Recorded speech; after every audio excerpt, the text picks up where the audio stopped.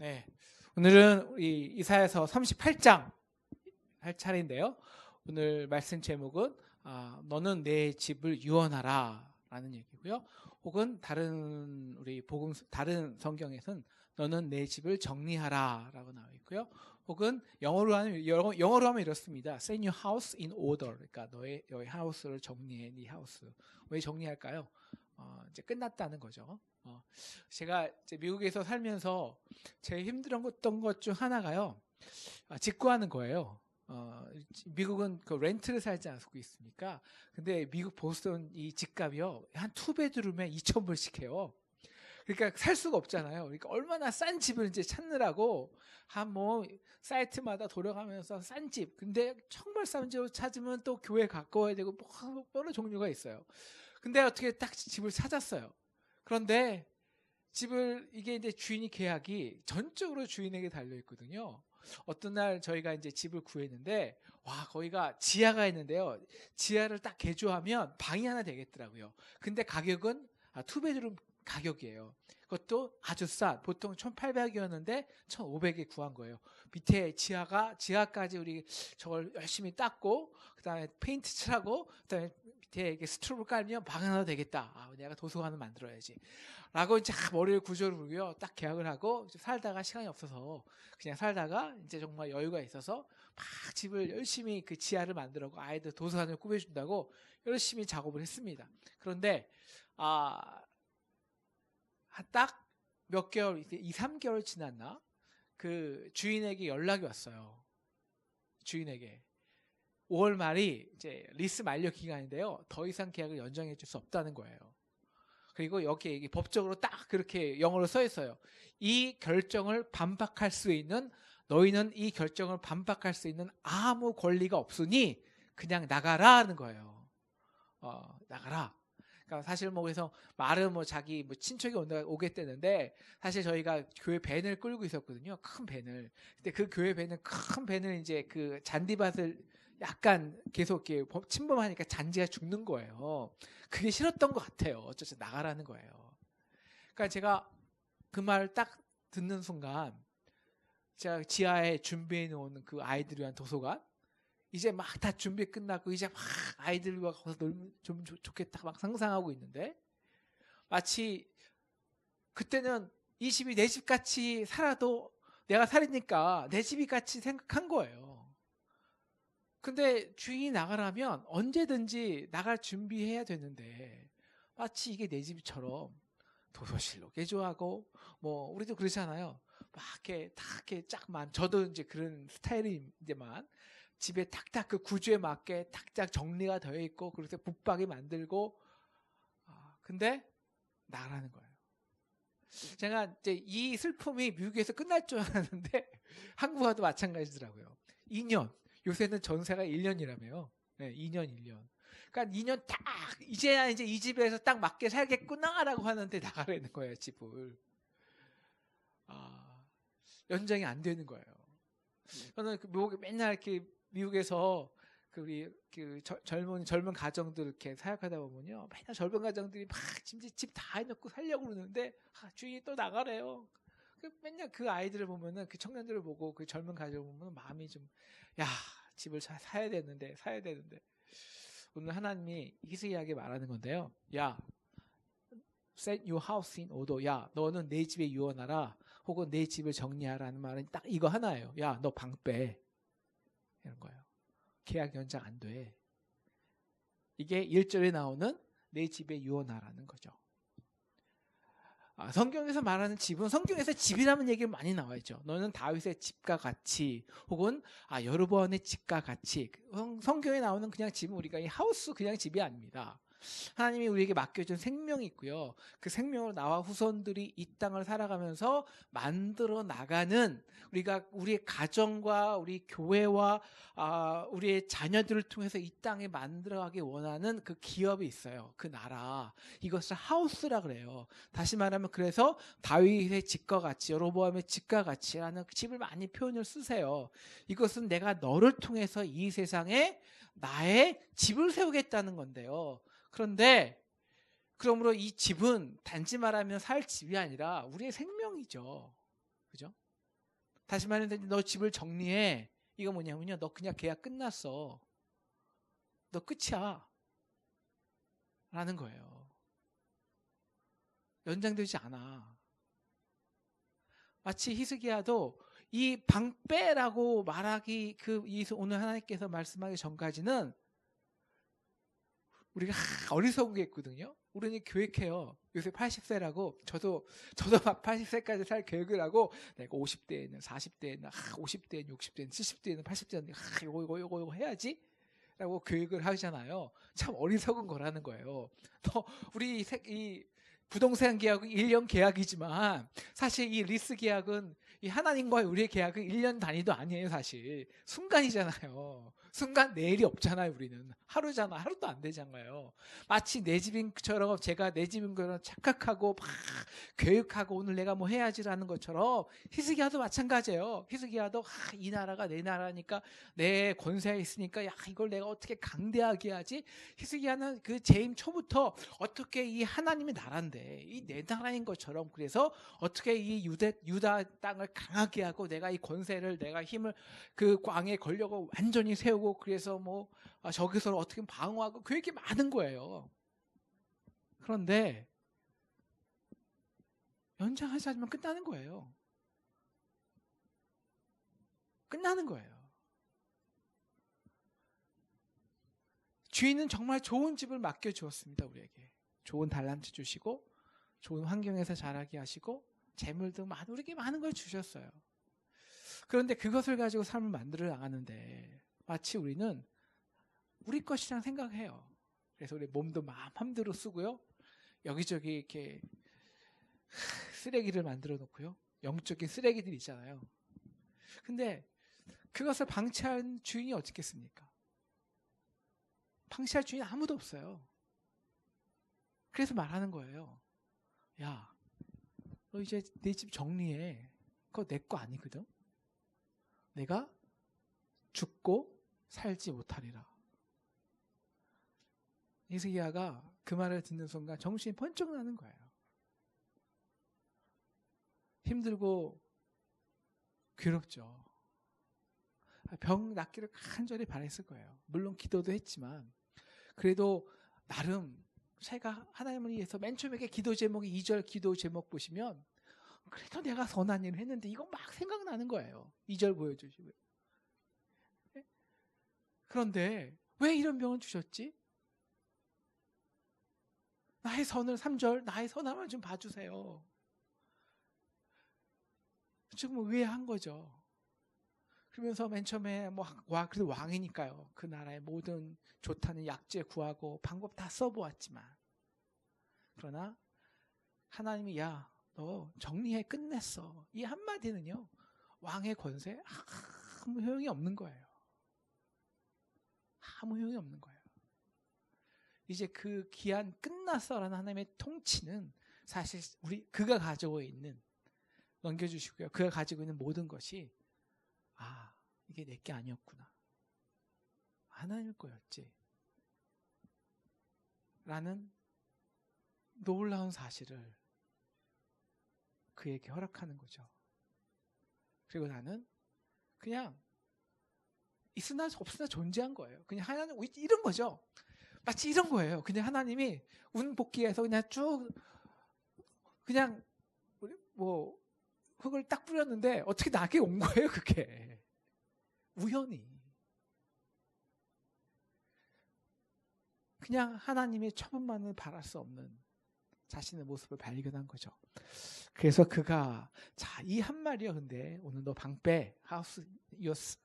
set your house in order. 이 한마디가 이 놀라운 히스기야에게는 놀라운 능력을 주는데 어떤 능력이냐면 1절을 보시면요. 얼굴을 벽으로 향하고 여호와께 전심으로 기도하고 있습니다. 의원도 치료받지 않았어요. 네?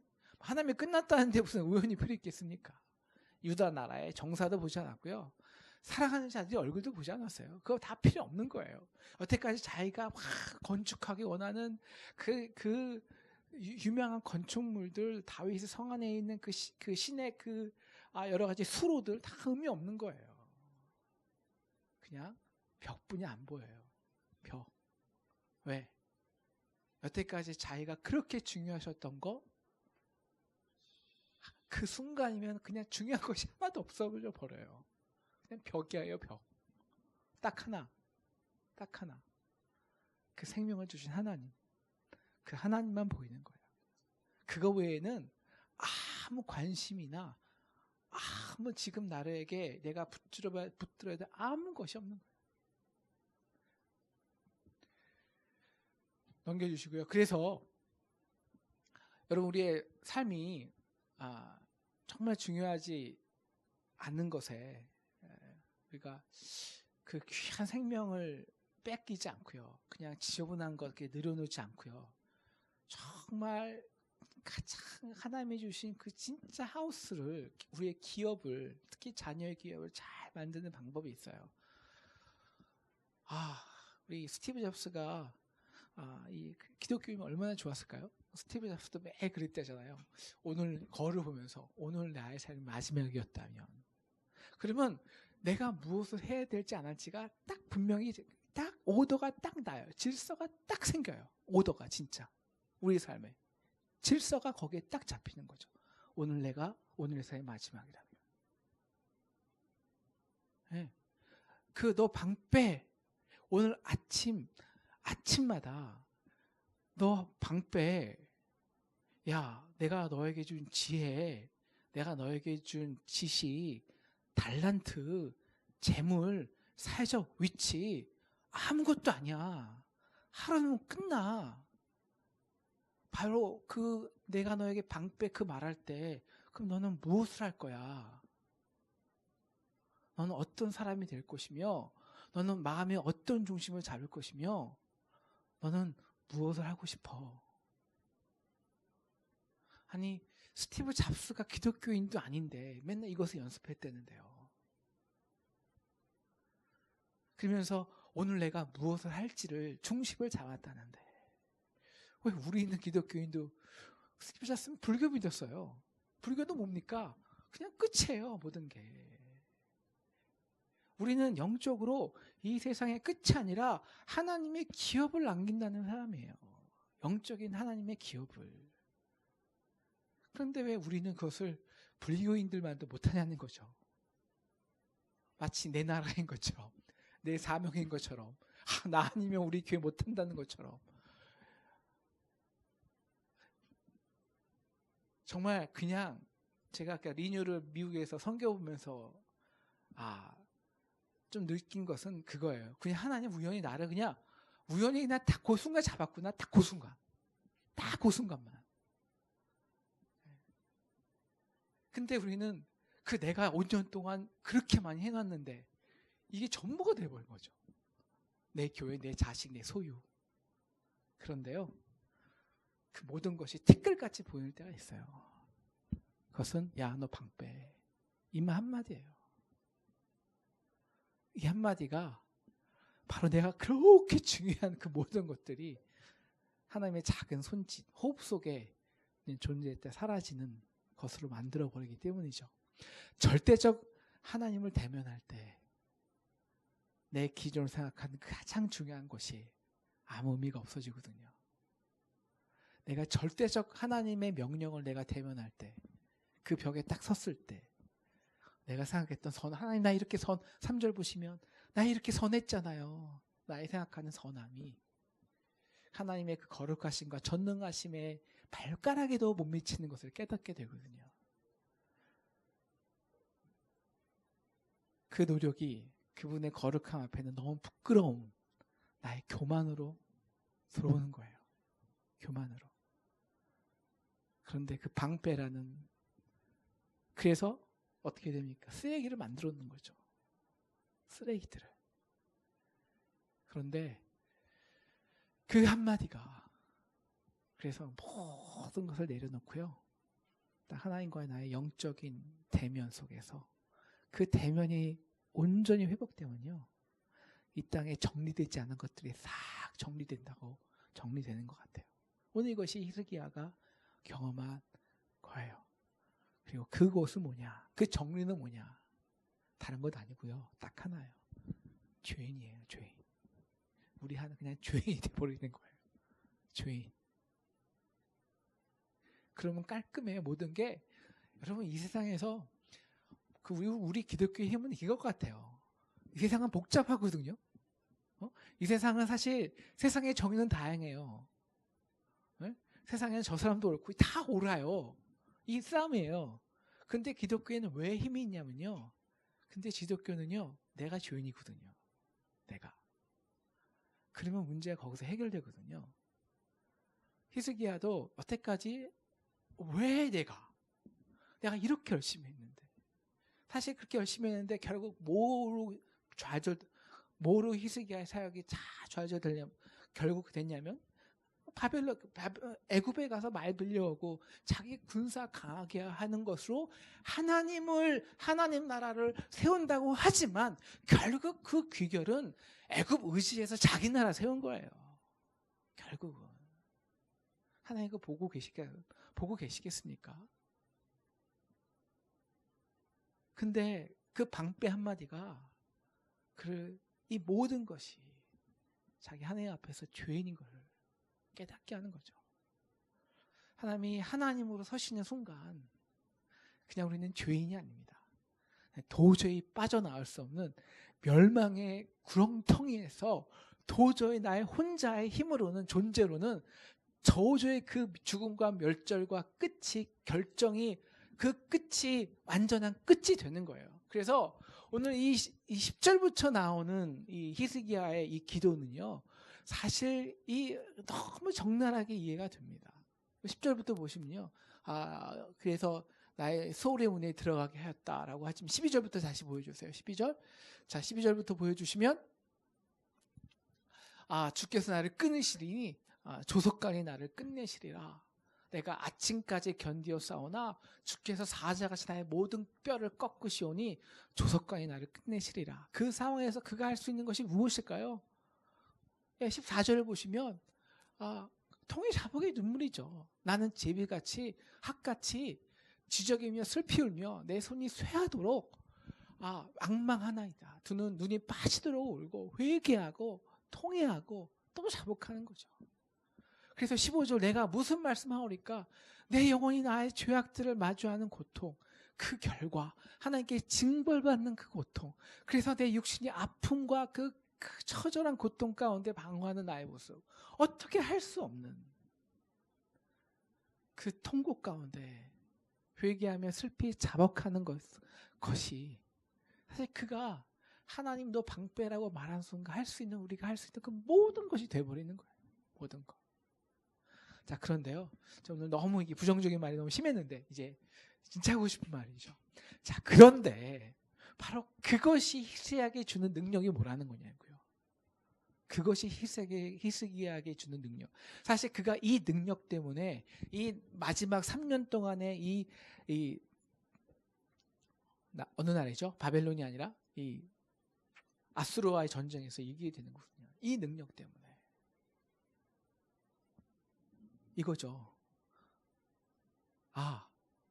하나님이 집주인이지. 하나님이 집주인이잖아요. 그러면 하나님이 내 생명의 주관자잖아요. 그러면 하나님이 나의 생명을 끄는 주권이 있잖아요. 그러면 그 하나님이 나의 생명을 다시 살릴 권한 주권이 누구에게 있는 거예요? 그에게 있는 거예요. 그에게. 그러니까 맨 처음에는 우리가 정말 하나님을 대면할 때 맨 처음에는 우리는 그 한없는 그 하나님의 거룩함 앞에서 한없는 죄인 되고 어떻게 그 죄를 끊어낼 수 없는 통회와 자복 가운데 아프고 고통스럽지만 그러나 그 과정에서 그가 정말 내가 죄인 된 거 아무 쓸데없이 그저 어떻게 하나님 우연하게 나를 요순간 쓰신 그 하나님의 놀라운 그 전능하신 그 은혜 앞에 내가 서게 될 때 바로 하나님이 그 큰 죄로 인해서 나의 삶을 심판할 수밖에 없다면 내가 작은 선함을 보시고도 그런 내가 너무 죄악되기 때문에 그런 나를 사랑할 수 있는 하나님은 그런 나로 사랑할 수 있지 않을까? 그런 나도 왜 하나님이시기에 그런 나도 생명을 주시지 않을까? 왜 생명의 주관자시기에 그 사랑의 능력으로 나를 다시 살릴 수 있지 않을까? 이것이 바로 방패라는 하나님의 선포의 능력입니다. 히스기야가 어떻게 죽은 사람도 살릴 수 있는, 죄인조차 살릴 수 있는 하나님의 능력을 바라보았으며, 그 모든, 이게 쉬운 줄 아세요? 정말 저는 못할 것 같아요. 예? 3년 동안 사람들이 죽어나가요. 굶어서. 그런 상황에도 하나님을 끝까지 바라볼 수 있는 거? 어떤 경험이 이게 가능했을까요? 예, 수월의 밑까지 내려가 봤기 때문이에요. 그 수월의 밑까지 내려가서 정말 하나님을 앙망해 봤기 때문에, 하나님의 생명의 주관자라는 걸 정말 온전히 경험해 봤기 때문에, 그래서 하나님이 살릴 능력이 언제 오냐? 바로 나의 죄로 인해 나를 죽이실 수 있다는 것을 정말 인정한 사람만이 나를 살릴 수 있는 생명의 주관자 된 하나님을 경험할 수 있고요. 진짜 인정해내는 거예요. 내 눈이 쇠하도록 회개의 눈물을 흘리는 사람만이 이 믿음을 가질 수 있어요. 그래서 3년 동안 모든 사망의 음침한 그 골짜기의 기운이 예루살렘을 싸고, 그 속에 사람이 죽어나고, 그 속에서도 하나님 마음 한 분으로 버틸 수 있던 능력이 바로 이 기도에 하나님과 대면해서 나왔던 거죠. 그래서 5절 하나님께서 내가 내 기도를 들었고 내 눈물을 보았다고, 이제 내가 일할 것이라고 하나님이 말씀하십니다. 그리고 이제 16절부터 그래서 기도의 내용이 바뀝니다. 주여, 사람이 사는 것이 이에 있고 내 심령의 생명도 온전히 거기에 있사오니 원하건대 나를 치료하시며 나를 살려주옵소서. 몇 날 며칠을 나의 생명의 주관자 하나님께 간절히 기도할 때 그가 경험한 하나님은 어떤 하나님일까요? 우리 17절 결론적으로 같이 읽겠습니다. 시작. 보옵소서, 내게 큰 고통을 더하신 것은 내게 평안을 주려 하심이라. 주께서 내 영혼을 사랑하사 멸망의 구덩이에서 건지셨고 내 모든 죄를 주의 등 뒤에 던지셨나이다. 정말 이 말이 너무 마음에 정말 깊이 다가오는 것 같아요. 내 모든 죄를 주의 등 뒤에 던지셨나이다. 이게 뭘까요? 다시 기억지 않는다는 것이죠. 다시 기억지 않는다는 것이죠. 이 멸망의 구덩이 속에서 나를 찾아주시고 그냥 그 더러운 있는 나의 모습 그대로를 안아주시는 하나님의 사랑이에요. 나를 죽일 수 있는 하나님의 주권과 공의가 물론 있어요. 하지만 아파하고 회개하는 자에게, 부르짖는 자에게 다시 안아주시고 그 사랑으로 끌어낼 수 있는, 끌어내고 그리고 살리시는 하나님의 능력이 훨씬 강하다는 거예요. 그리고는 기억지 않으시는 거예요. 다시 문제 삼지 않는 거예요. 자, 우리가 항상 우리 가정의 질서를 온전하게 딱 세우는 게 뭔지 아십니까? 우리가 가정의 질서에, 우리 가정에서 우리 쓰레기들이 나는 건요, 우리 한 엄마가 저를 볼 때 기억이 많아요. 기억이. 예? 옛날에 그 기억이 또 스물스물 올라오고, 그래서 또 그냥 깨끗이 치워놨는데 또 지저분해지는 거예요, 영적으로. 꼭 끄집어내서 어떻게 그거를. 하나님은 등 뒤에 그냥 던져버리신다고 말씀하십니다. 던져버리세요. 던져버리세요. 이걸 어떻게 압니까, 우리가? 수월의 경험이 있어요. 죽음의 경험이 있어요.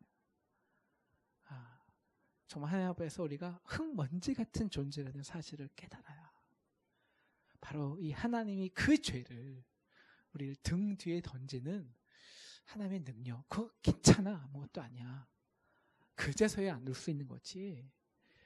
이 수월의 경험이 없고 너 방패 지금 당장 나가야 되는, 지금 내일 가직해야 되는 이 심령의 이 공고함이 없는 사람이 어떻게 하나님께서 나의 죄를 등 뒤에 던지는 것을 경험하겠어요?